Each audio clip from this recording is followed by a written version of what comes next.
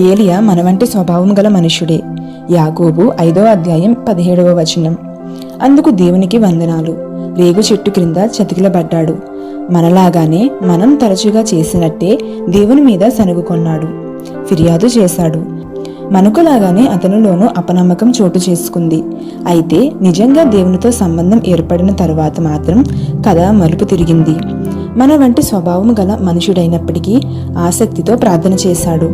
ఇంతకన్నా శ్రేష్టమైన ఆనందం మరోటి లేదు.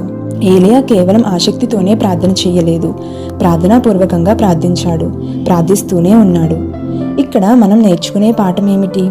మనం వదలకుండా ప్రార్థించాలి. కర్మేలు పర్వత శిఖరం మీదకి ఎక్కిరండి.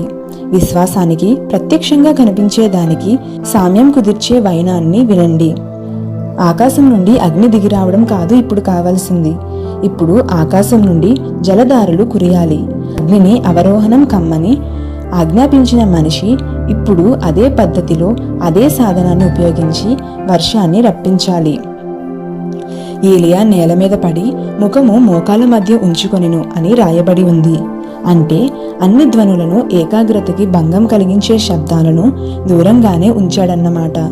ఇలాంటి భంగిమలో దుప్పటి ముసుగేసుకుని బయట ఏం జరుగుతుందో కనిపించకుండా ప్రార్థించాడన్నమాట. సేవకుణ్ణి పిలిచి, నువ్వు పైకి ఎక్కి సముద్రం వైపుకి చూడమన్నాడు. అతడు వెళ్ళి చూసి తిరిగి వచ్చాడు. ఏం లేదు అన్నాడు. ఈ పరిస్థితిలో మనమేం చేస్తాము?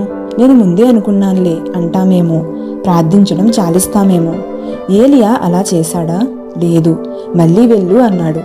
సేవకుడు తిరిగి వచ్చి ఏం లేదు అన్నాడు. ఏలియా మళ్ళీ వెళ్ళు అన్నాడు. సేవకుడు ఏం లేదు అన్నాడు. ఏలియా మళ్ళీ వెళ్ళు అన్నాడు. కొంతసేపటికి అతడు తిరిగి వచ్చినప్పుడు మనిషి చెయ్యంత మేఘం కనిపించింది అన్నాడు. ఏలియా చెయ్యి అద్దింపుగా పరలోకం వైపుకు చాపబడింది. జవాబుగా వర్షం దిగింది.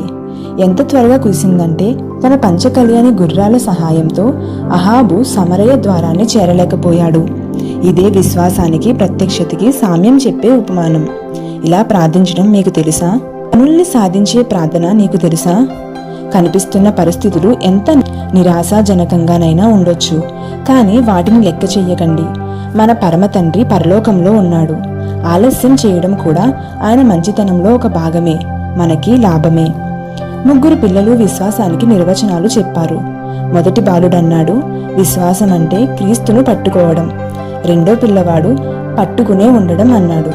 మూడో పిల్లవాడు ఎప్పటికీ వదలకపోవడం అన్నాడు. తుమ్మ జిగురులా అంటి పెట్టుకుని వదలని విశ్వాసం ఇది.